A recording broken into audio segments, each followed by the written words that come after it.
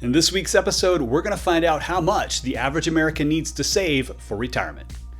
Let's get started.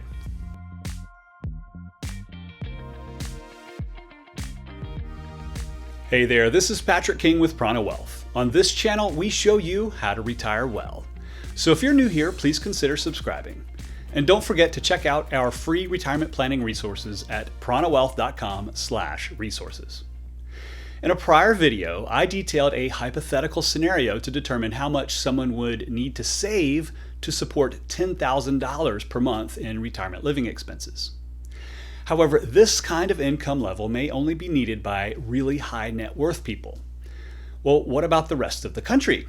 How much does the average American need to save for retirement? We're going to run through a few scenarios, but be sure to stay to the very end for some good news I found in some of these studies. Of course, in any hypothetical situation, the quality of our results depends upon our inputs. Garbage in, garbage out. For this example, we're taking, again, a simple back-of-the-envelope approach.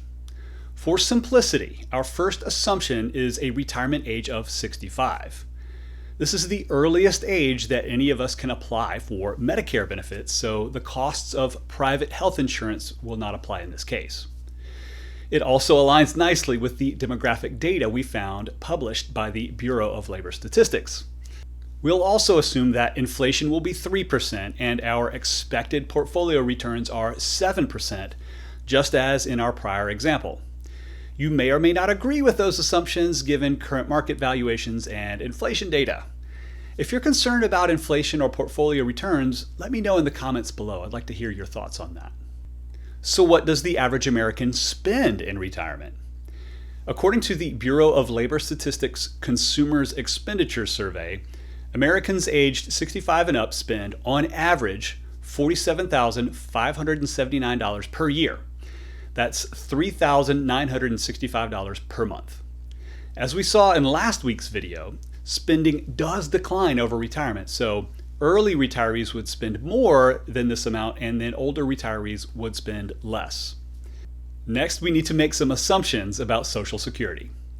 According to the Social Security Administration, the average retirement benefit as of September 2021 is $1,515 per month.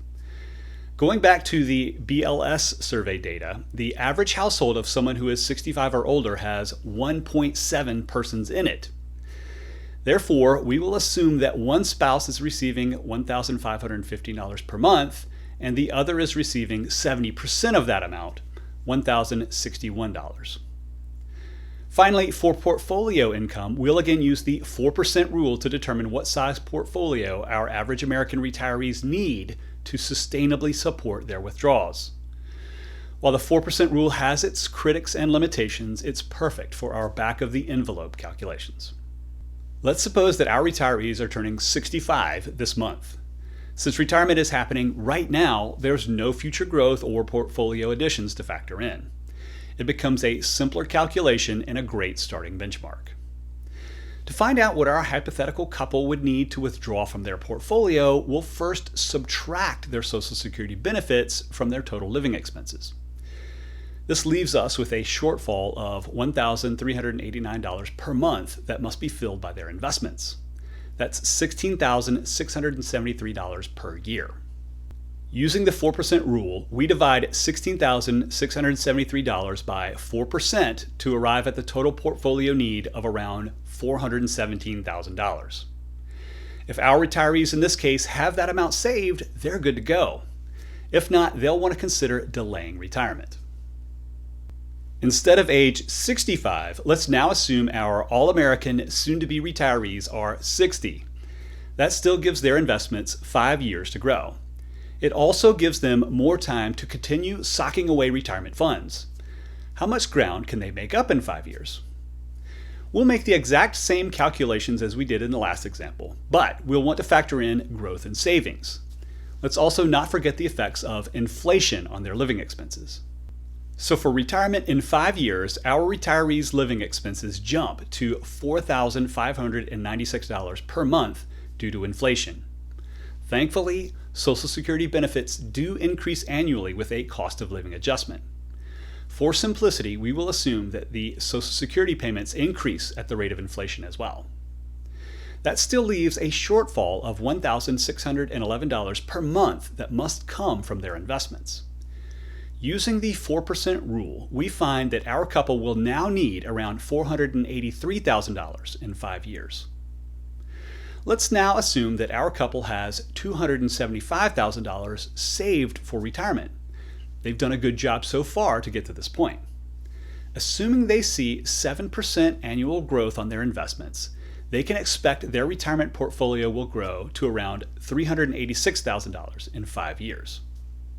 However, that still leaves a difference of around $98,000 that our couple will need to accumulate over the next 5 years to support the average American's retirement living expenses. Again, assuming 7% annual returns, they'll have to save $1,362 per month to hit their goal. That's over $16,000 per year in savings. This kind of savings number is possible, but not easy. Let's now assume that our couple is 55 instead of 60. If all else is equal, how would that affect the result?